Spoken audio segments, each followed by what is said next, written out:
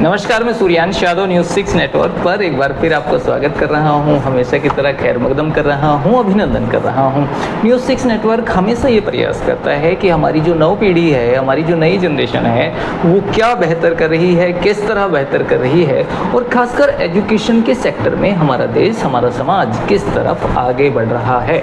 तो आज हम खेगड़ा में हैं और खेगड़ा का ये गुरुकुल विद्यापीठ स्कूल है और यहाँ पे बहुत अच्छा रिजल्ट इस बार ये विद्यालय दे पाया, बल्कि मैं यूँ कहूँ कि कई सालों से बहुत अच्छा रिजल्ट दे रहा है। लेकिन इस बार बहुत सारे बच्चों ने 90 प्लस जो है यहाँ स्कोर किया।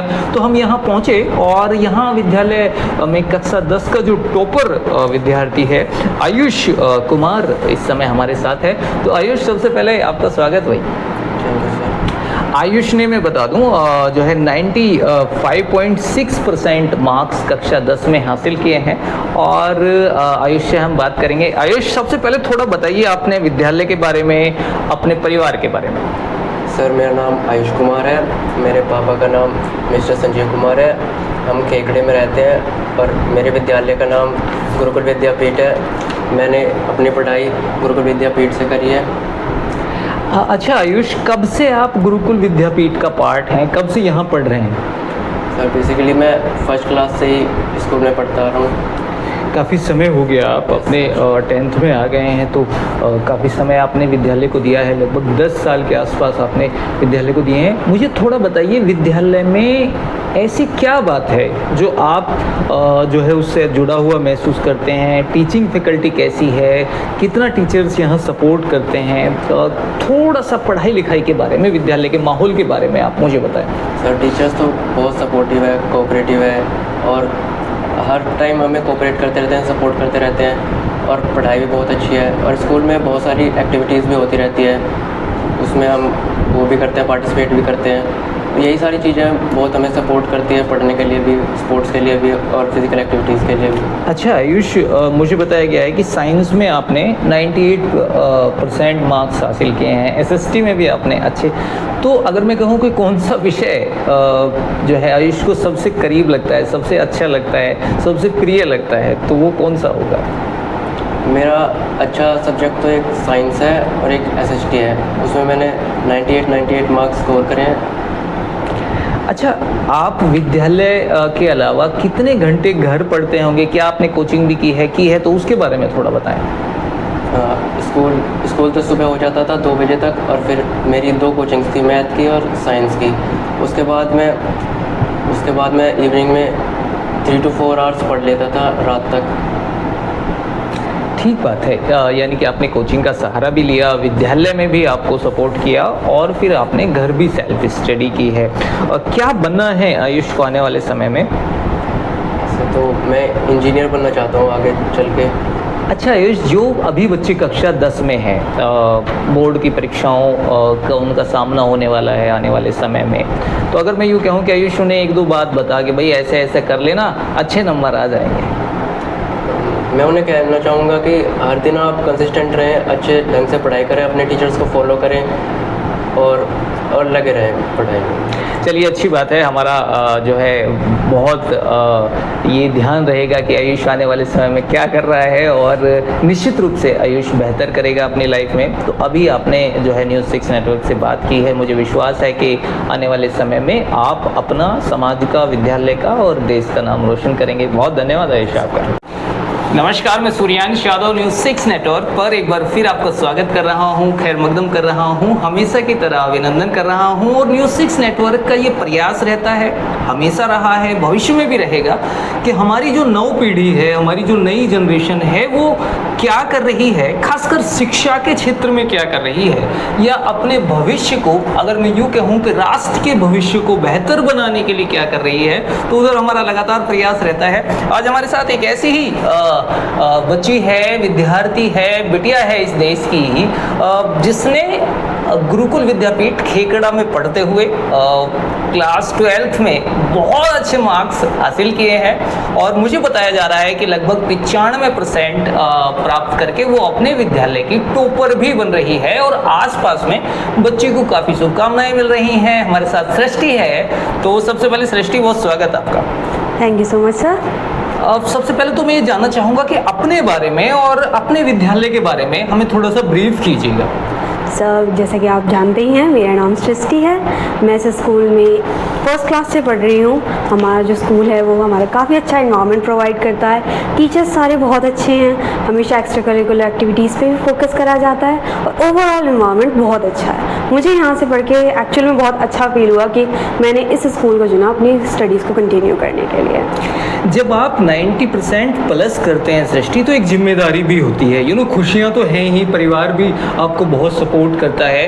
पहले तो मैं परिवार के क्योंकि बात आ गई, तो थोड़ा फैमिली के बारे में बता दीजिए, फिर मैं अगला सवाल करूँगा। सर, मेरी फैमिली में मेरे फादर हैं, मेरी मदर है और मेरी एक छोटी सिस्टर है। हाँ, तो मैं वही कह रहा था कि जब आप 90% प्लस कुछ कर रहे होते हैं तो बहुत उम्मीदें आपसे होती हैं। पहले तो कैसा परिवार को फील हुआ जब आपने इतना अच्छा स्कोर किया, और दूसरा आने वाले समय में सृष्टि क्या करने वाली है? सर, परिवार में मैं बहुत ज़्यादा खुश था। एक बार ये था कि मैं थोड़ी डिसअपॉइंटेड थी अपने मार्क्स को लेकर, बट मेरी फैमिली बहुत ज़्यादा खुश थी।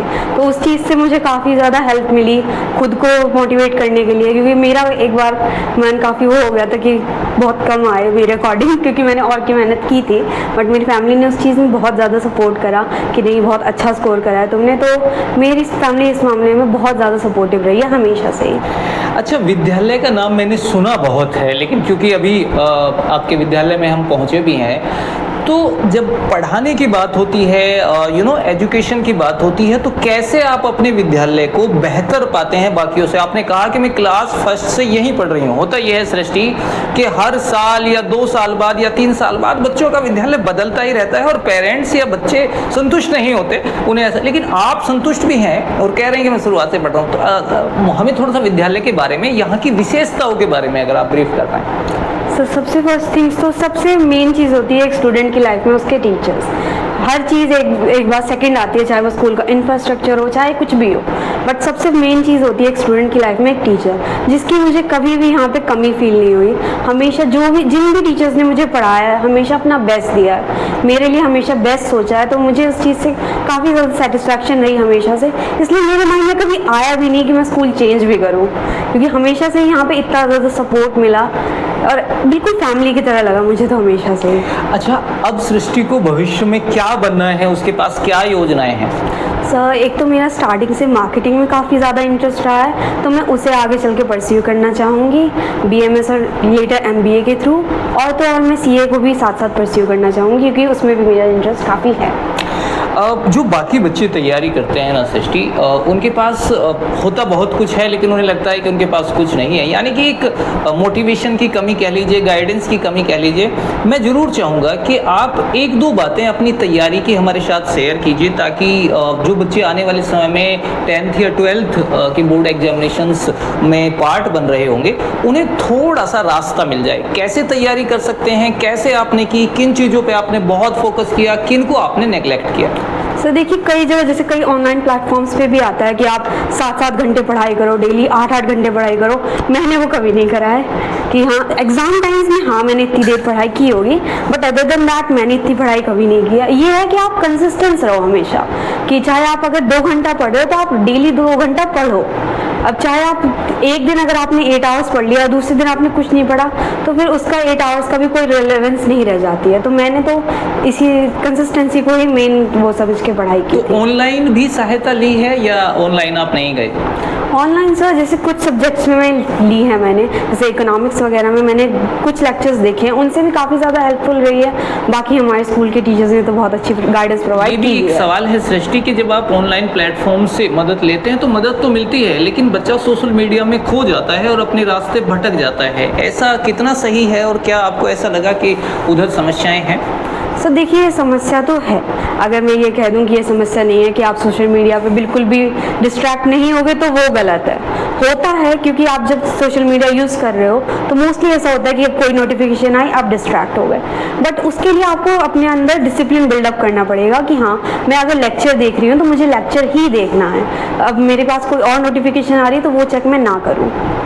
सही बात है सृष्टि, बहुत अच्छा लगा आपसे बात करके। और जब भी नव पीढ़ी देश की हमारे साथ होती है तो कहीं ना कहीं हमें भी मोटिवेशन मिलता है, और ये बात कंफर्म हो जाती है कि मेरे देश का भविष्य वास्तव में उज्जवल है। तो बहुत धन्यवाद सृष्टि आपका। Thank you so much sir.